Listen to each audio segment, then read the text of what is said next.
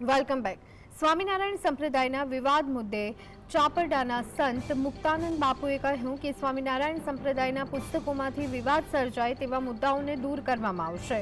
સાથે જ તેમણે કહ્યું કે સ્વામિનારાયણ ગુરુકુળમાં બનેલી ઘટના અંગે સ્વામિનારાયણ સંપ્રદાયના સંતોએ પગલાં લેવા જોઈએ અને બીજી વખત આવી ઘટના ન બને તે માટે પણ તકેદારી રાખવી જોઈએ। તેમણે રાજકોટમાં બનેલી અગ્નિકાંડની ઘટના અંગે પણ કહ્યું કે જવાબદારો સામે કડક કાર્યવાહી થવી જોઈએ। બીજી વખત આવી ઘટના ન બને તે સરકાર, આયોજકો, માલિક તમામની જવાબદારી છે।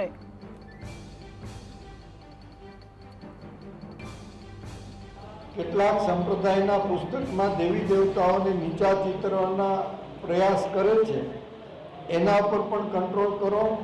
ગુજરાતથી સનાતન ધર્મ સેવા સંસ્થા ટ્રસ્ટ સંકલન રચના પછી દેશવ્યાપી દરેક રાજ્યમાં આ સંગઠનની રચના થશે। હિન્દુ ધર્મના સનાતનના શાસ્ત્ર વિષયમાં કોઈ પણ વ્યક્તિ પોતાના પ્રવચન કે વક્તવ્યમાં અપમાનજનક ટિપ્પણી કરશે તો તેના ઉપર કાયદેસરના પગલાં ભરાશે।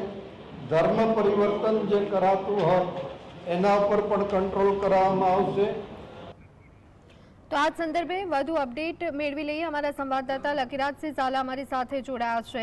લકીરાજ, ગુરુકુળમાં જે ઘટનાઓ બની છે તે ઘટનાઓ ન બને તે માટે સંતોએ તકેદારી રાખવી જોઈએ તેવો અવાજ ઉઠી રહ્યો છે। જે વિવાદ સ્વામિનારાયણ સંપ્રદાયને લઈને સામે આવ્યો છે રાજકોટમાં, તેને લઈ શું વિગતો મળી રહી છે?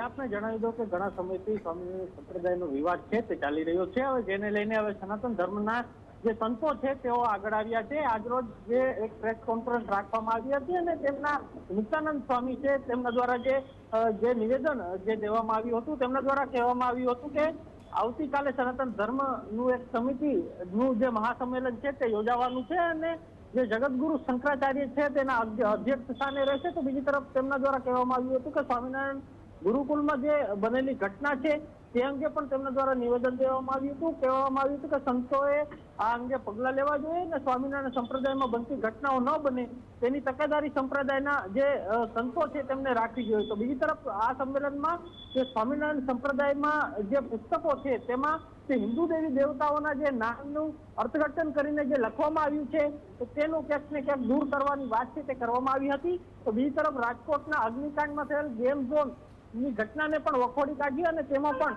જે તાત્કાલિક પગલાં ભરવા જોઈએ અને કડકમાં કડક કાર્યવાહી કરવી જોઈએ તેવું મુક્તાનંદ સ્વામીએ જણાવ્યું હતું। જી આભાર લકીરાજ, અમારી સાથે જોડાવા બદલ અને સમગ્ર માહિતી આપવા બદલ।